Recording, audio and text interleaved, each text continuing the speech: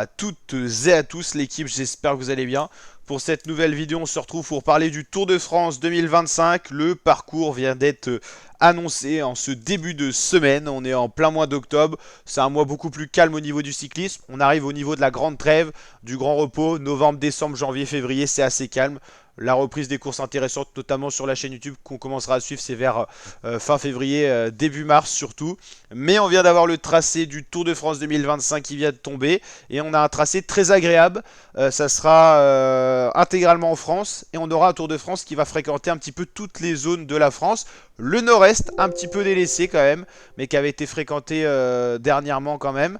Et c'est surtout le nord-ouest qui sera à la fête cet été.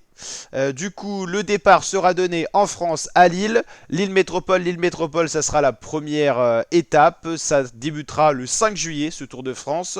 Ensuite, on aura une étape entre Lowin-Planck et Boulogne-sur-Mer. On sera vraiment dans l'extrême nord de la France, pas loin de nos amis belges notamment. Une étape entre Valenciennes et Dunkerque. Ensuite, on descendra un petit peu vers la Normandie, Amiens, Rouen.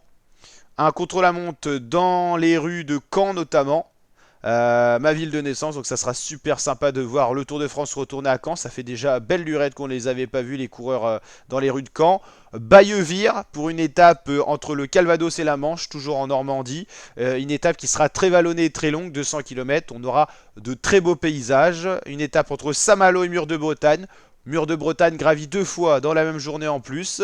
Saint-Méen-le-Grand, Laval. Laval, ville des sprinteurs. Chinon, Châteauroux pour une étape au cœur de la France. Il n'y en aura pas beaucoup des étapes dans le centre de la France. La côte atlantique sera un peu délaissée cette année, même si ça passera pas si loin que ça. Ensuite, on arrivera dans le Massif central pour une seule étape, Enzal-Mont d'Or. Ça sera les premiers vrais reliefs. Ensuite, on sera autour de Toulouse pour aller vers Hoche-Otakam. On ira du côté de Louvandiel-Péragude pour un contre-la-montre en montagne. Pau, Luchon, Super-Bannière. On aura Muret-Carcassonne, Montpellier-Mont-Ventoux pour une montée sèche au Mont Ventoux. Bolène-Valence, Vif-Courchevel, Albertville-la-Plagne, Nantua-Pontarlier et Mantes-la-Ville, Paris-Champs-Élysées. Le retour de la mythique arrivée aux Champs-Élysées qui n'avait pas été le cas en 2024 pour cause des Jeux Olympiques qui étaient en train de s'organiser, de se préparer. Donc voilà, retour d'un Tour de France 100% français. Un Tour de France qui va aller un petit peu dans tous les coins de la France. On va voir de beaux paysages, il y aura de l'histoire. On visitera des villes d'anciennes légendes et de légendes toujours vivantes également du Tour de France. Donc ça va être super sympa.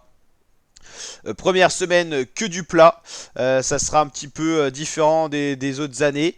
Et ensuite on ira chercher les reliefs petit à petit, check un petit peu les profils.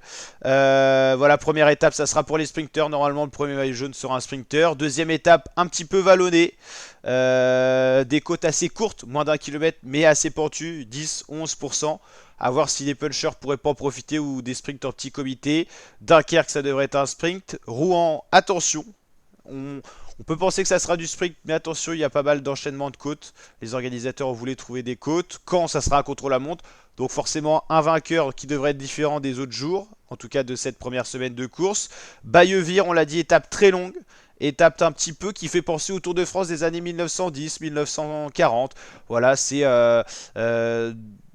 un profil très long et très vallonné. Il y a plus de, je sais plus combien de mètres de dénivelé sur cette étape. On en reparlera, mais ça sera une étape assez sympa. Saint-Malo, Mur de Bretagne, au niveau des paysages, on sera plutôt pas mal.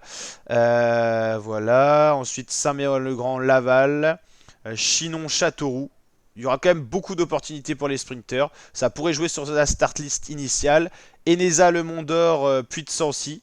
Étape dans le Massif central, des ascensions courtes mais pentues, on aura de beaux murs, ça sera les vrais premiers reliefs. Toulouse pour du sprint, Hoche-Otakam pour une belle étape de montagne, première grosse arrivée en montagne, parce que le Massif central, on l'a dit, c'est pas non plus des vrais cols. Loudanviel-Péragude, ça sera assez spécifique à contre-la-montre en col. Une des étapes clés de ce Tour de France, l'étape 14, Pau, Luchon, Super-Bannière, avec 4 gros cols. Quand on vous parle du Tourmalet, de l'Aspin, de Peyrot-Sourde et de Bagnères de Luchon, je pense qu'on peut parler montagne. Montpellier-Mont Ventoux, montée sèche. On dit montée sèche parce qu'elle est très pentu, il n'y aura pas d'autres ascensions dans la journée répertoriée.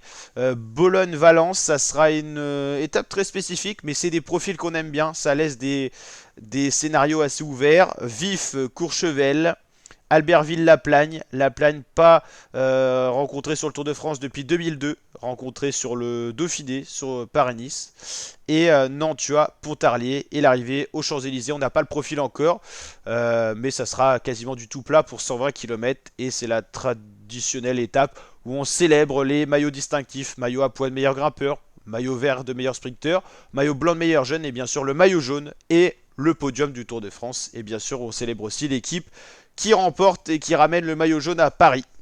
Donc qui succédera à Tadej Pogacar le Slovène? Est-ce un Vingegaard ou un nom qu'on ne connaît pas encore? On verra tout ça sur la chaîne YouTube, donc n'hésitez pas à vous abonner, à activer la cloche, à liker, à partager. Je vous dis à très bientôt l'équipe pour de prochaines vidéos. Ciao ciao les fratés.